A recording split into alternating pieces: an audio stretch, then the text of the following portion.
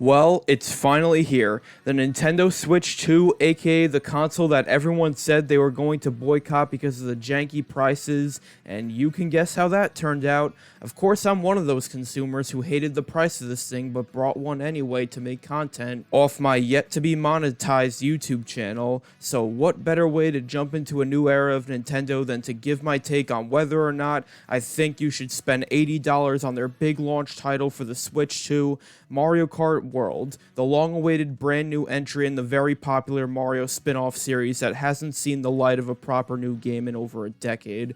I'm sure a lot of people have played this series at least once in their life, and most even hold a special feeling for the ones they grew up with. The series wouldn't be as popular as it is today without the first game in the series back in 1992, Super Mario Kart on the Super Nintendo Entertainment System, or SNES for short. Not only setting the pavement of what would not only be one of the most popular racing game series of all time, but practically setting the standards of what a game in this genre could accomplish by having mechanics that gave it its own identity, such as the power-ups, variety of track themes that come with their own unique elements and obstacles, and of course the battle mode you can play with your friends aside from the racing. While it shows some rough patches today, it's still a decent and charming game to go back to every now and then. Mario Kart 64 brought the series into 3D and was easily one of the most popular multiplayer games on the Nintendo 64, with some pretty good tracks, new items, and a battle mode that is still to this day considered one of the best in the series.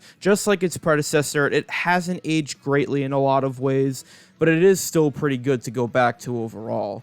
Mario Kart Super Circuit was the first portable Mario Kart on a handheld, and while it's both overrated and overhated at the same time for being an obvious downgrade from 64, I actually think it's a pretty good game despite it being flawed, as I think the track design is pretty good despite it being flat and 2D like the Super Nintendo entry, though I do think the inclusion of tracks from the Super Nintendo in that game are pretty unnecessary, being that they're butchered in every way and they're a pain in the ass to unlock. Mario Kart Double Dash is still the most unique entry in the series, and in my opinion, the first great game in the series. This game has a unique gameplay style of placing two characters in one kart, with one driving and one controlling items. The controls also feel unique to this game, as it is more slippery than any other game in the series. The controls do take some time to get used to, but once you do, this game becomes a blast. It also holds a fantastic character roster with a ton of newcomers, each with their own special items that really turn the tide, especially on smaller tracks like Baby Park, in which the track selection in general is a banger, and even the battle mode is one of the best in the series, with its super fun elimination style balloon battle and Bob-omb Blast on top of a pretty damn good selection of stages. This is easily a top 3 game in the series, and it may just be one of my favorite racing games in general due to how wacky and full of life it is. Mario Kart DS was my first true experience with the series, as this game is so impressive with how packed with content it is for a handheld Mario Kart. Not only was it the first time you could play online with others from around the world, but it also included an awesome lineup of original tracks, a versus mode that allowed you to play as many races in a row as you please with no limits. It was the last game that allowed you to play Balloon Battle with no time limit. It had a good character roster where everyone had their own unique special carts designed for them specifically, plus Rob, who is here for some reason, and I just absolutely love it.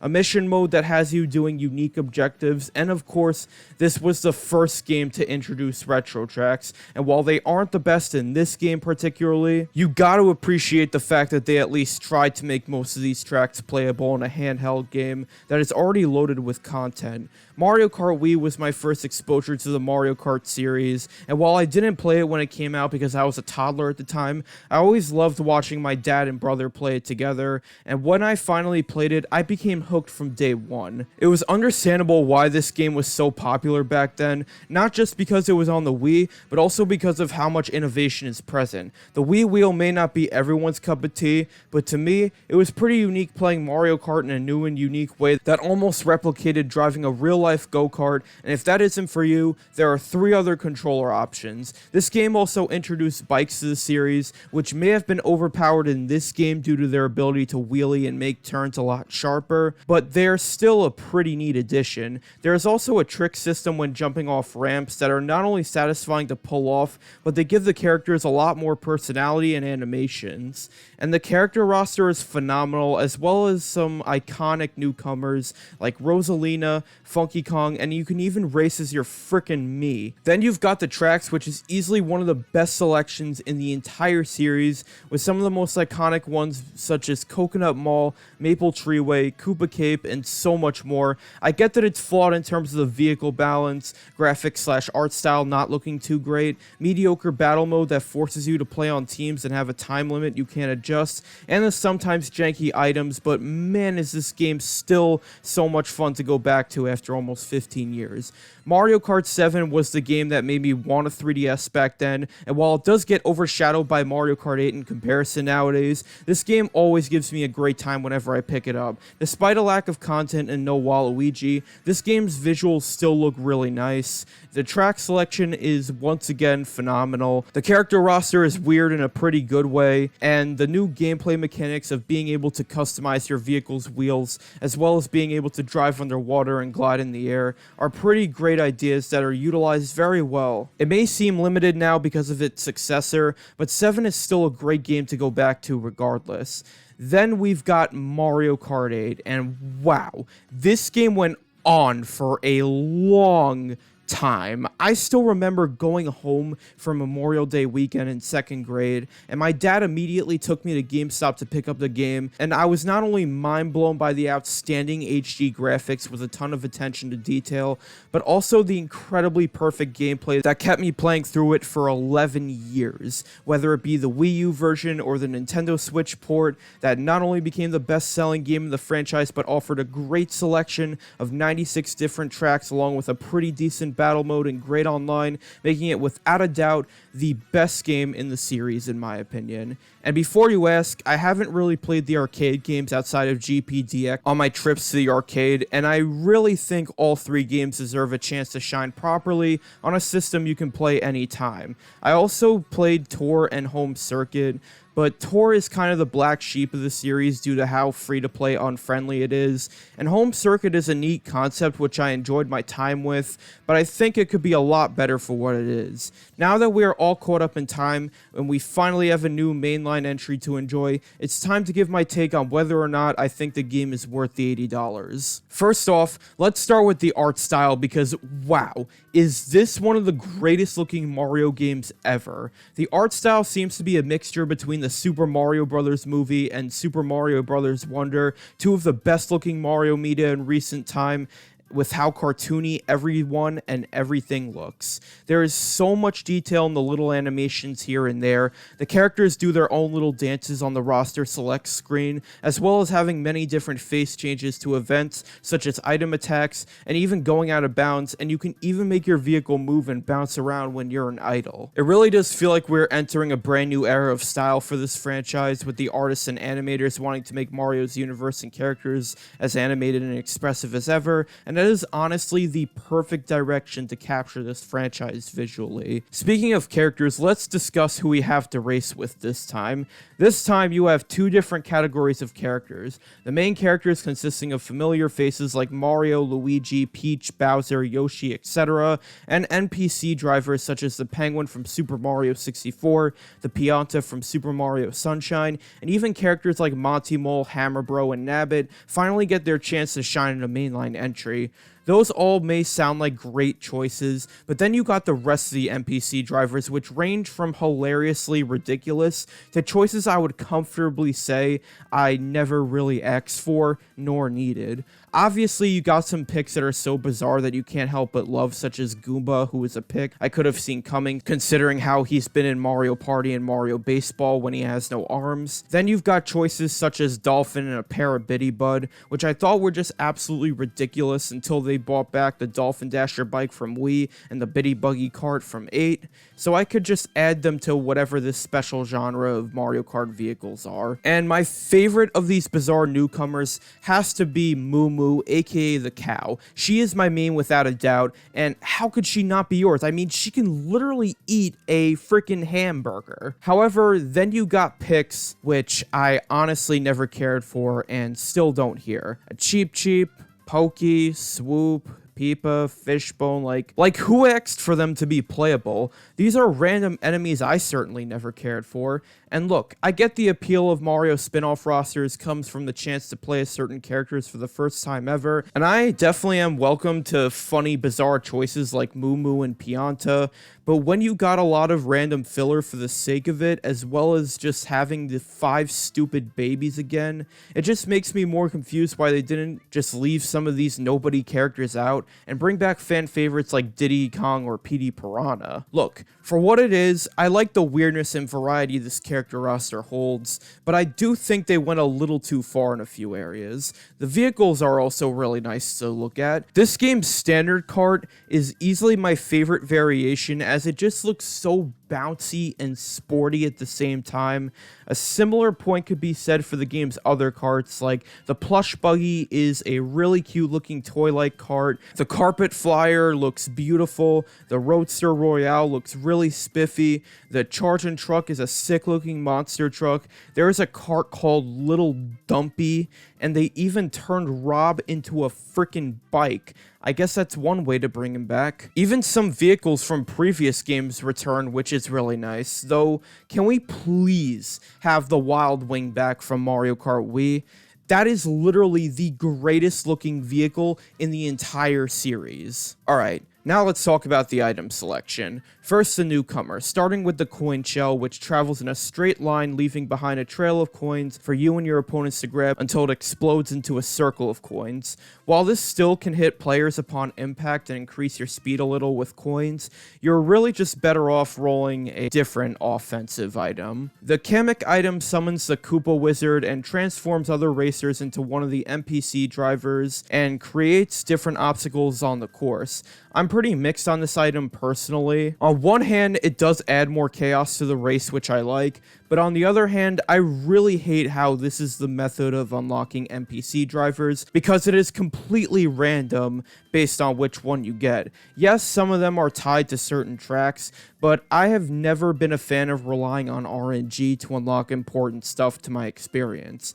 Then you've got the dash food, which not only gives you a boost of speed, but if you're playing as one of the main drivers, you actually change your outfit, which is really awesome and adds a lot of replay value to all of them. Even the babies, which I never thought I'd say regarding the fact that I hate their return in this game. Then you've also got items that weren't seen in 8 Deluxe, such as the feather now being available in races, which can give you a boost of height, possibly pulling off cool shortcuts or dodging items. The Mega Mushroom returns from Wii, and it functions the same as it did in that game, where you grow big temporarily, making you go a little faster and being able to flatten opponents. It's still a less effective star, and it doesn't come with the fun jingle from New Super Mario Brothers, but it's still a decent item. The coin box is a much more useless version of the coin shell, as it just lets you gain a few coins, then leaves a burst behind for your opponents to grab. The ice flower can freeze opponents and cause them to temporarily lose control of their cart, which is a pretty good contrast to its fire counterpart.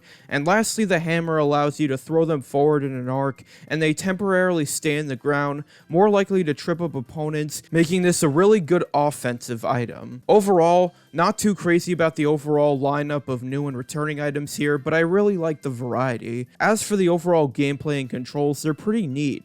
You can of course drift and do more than one trick in the air, which is nice, but then you've got moves you can pull off like the charge jump, rail grinding, and even wall riding. With a charge jump, you basically hold down the drift button when you're driving straight, and once you get a spark, you can do a little trick in the air for a little speed boost. Rail grinding basically turns Mario Kart into Sonic Adventure 2, you, as it not only allows you to do you know what, but you could also gain an advantage over your opponents by having a greater level of height over them. Wall riding might sound similar to the anti-gravity mechanic from Mario Kart 8, as that allowed you to do the same thing as long as you hit a blue panel, but this time you don't need that at all, and you could easily cling onto a wall with a charge jump or simple jump from a ramp, but the twist is you actually need to keep your balance on the wall, as you can easily fall off it and mess up your tricks if you're not careful enough. However, the biggest change to the racing is the fact that there are 24 players on the track instead of 12, and man does it get insane. Does this mean more item chaos? Yes. Can you get trampled from 1st to 24th at the last minute?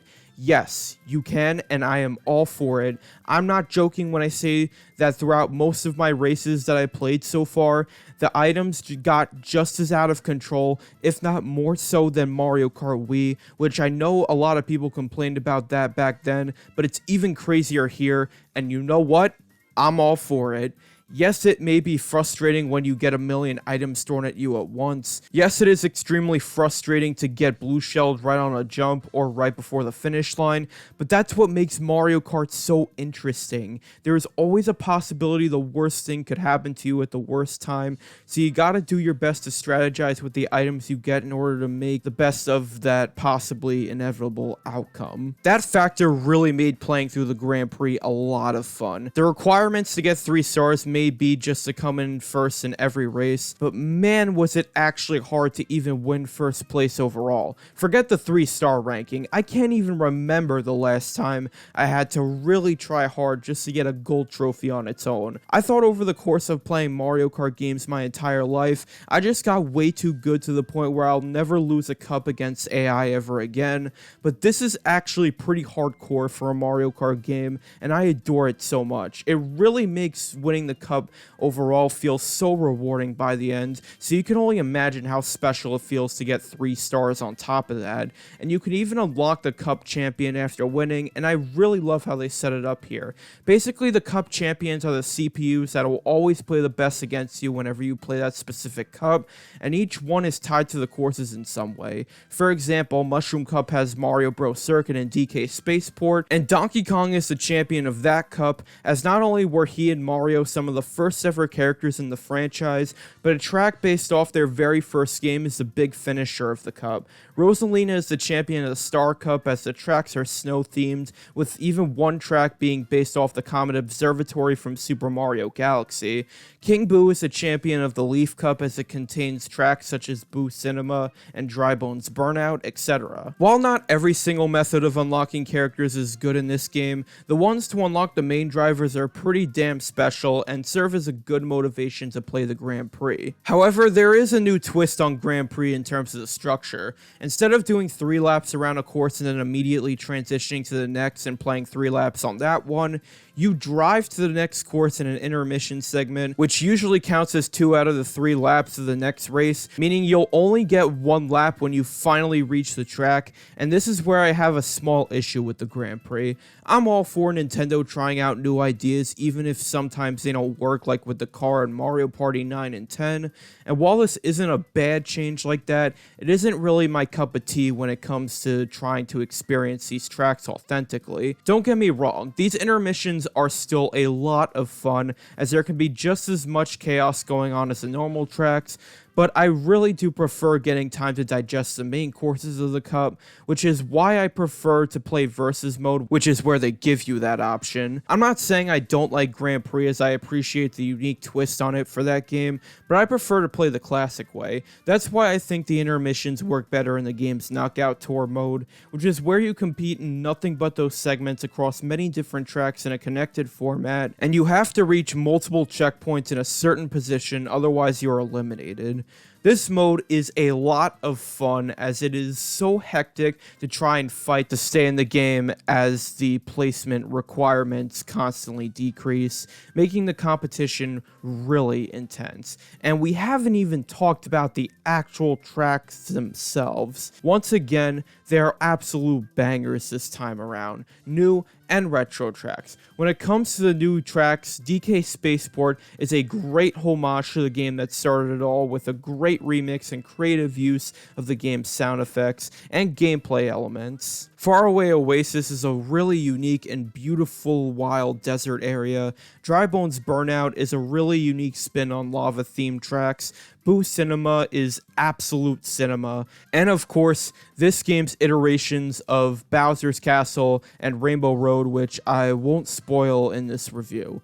Even the retro tracks look incredible, and a lot of them have huge quality of life improvements over their original counterparts. For example, they combined the first 3 Mario Circuit tracks from the Super Nintendo, did Wario Stadium from 64 justice with its theming and structure, made Airship Fortress from DS way more awesome than it already was, and they even turned GameCube Dino Dino Jungle into Jurassic Park by replacing the cave with a laboratory section and adding more dinosaurs, including a flippin' T-Rex which runs around the track. However, the only games they decided to diss for some reason are Super Circuit and 8, which I don't understand why, especially since some games like DS have some lame choices here. Airship Fortress is still peak, but did we really need Desert Hills and DK Pass, 2 not so great tracks from DS?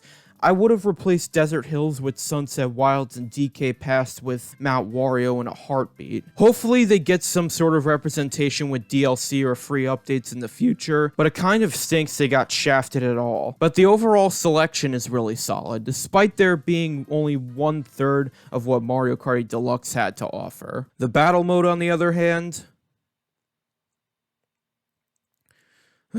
why can't they get this mode right anymore?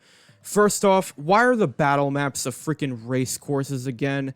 Now, this isn't a Mario Kart 8 Wii U situation where they just flat out didn't even bother and threw in the race courses, which don't function well as battle maps in the slightest. They actually did make some altercations to these courses to make them feel like battle courses this time around, but they still feel way too big for even 24 players. They only threw in 2 retro battle maps, Big Donut from 64 and Thwomp Desert, now renamed Chain Chomp Desert, from Wii, and Big Donut is good considering it's the version where you can use the glider ramp to get to the other side quicker, but they just flat out removed the Thwomp from the Wii Desert stage and just threw in a slow rolling Chain Chomp, removing the appeal from the original course. On top of all that, there are only 2 game modes instead of 5 like 8 Deluxe, and they are Balloon Battle and Coin Runners again. Look, I don't hate Coin Runners, but it just isn't my cup of tea. I would vastly prefer something like Bob-omb Blast or Shine Thief. However, there is one huge redeeming quality, and that is the fact that Balloon Battle is actually elimination based,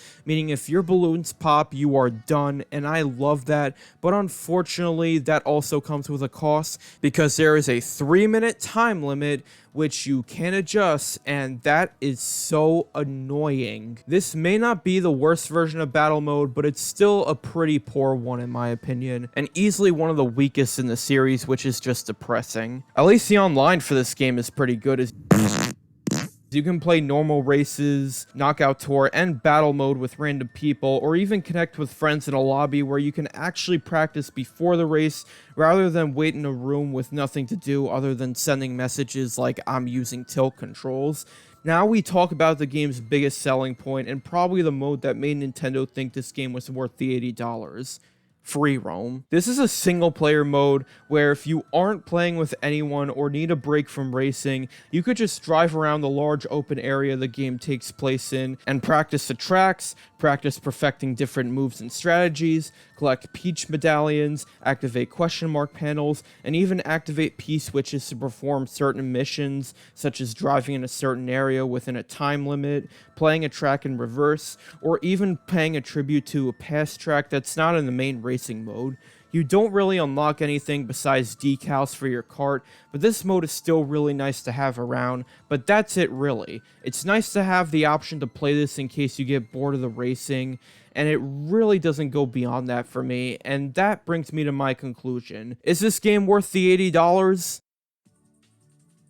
Is this game the best in the series? I don't think so, as it does have its flaws such as a pretty poor battle mode and no option to play classic Grand Prix style within that mode. But everything else about it is still really strong, and it's definitely up there as a top 5 game in the series for me, even if it's not exactly number 1. Is this game worth playing? Yes, it is a very solid 9 out of 10 and very worthy addition to this already great series. But if you can't afford the experience, then I am really sorry. Despite me purchasing the game and enjoying it, I really think Nintendo got greedy, which is nothing new for them, but it still really sucks. No matter how good a Nintendo game is, I think we could all agree that a Nintendo console shouldn't cost as much as a PlayStation 5, considering it's not even on the same level of power that system is capable of. And it really sucks that because so many people bought this thing and Mario Kart World, Nintendo is just going to see this as okay, and $80 games will unfortunately be the new norm, meaning future video games like Grand Theft Auto 6 will probably be around $100. And that makes me scared for the future of gaming as a whole, but that's a discussion for another day. Overall, while I did enjoy Mario Kart World and probably will make more content off of it in the future, with how much it costs to experience this masterpiece, it really does give me a little bit of a sour view towards Nintendo, and I'm just worried that it's just going to get worse in the future. I'm not going to say boycott Nintendo, as I really don't think I have the rights to, but it would really suck if this is the new marketing and business direction they are going to permanently go down. Anyways, what do you think? Let me know in the comments section down below. Don't forget to like and subscribe to my channel for more detailed reviews and analysis on movies, TV, gaming, and more. And remember to keep calm and let life carry you on.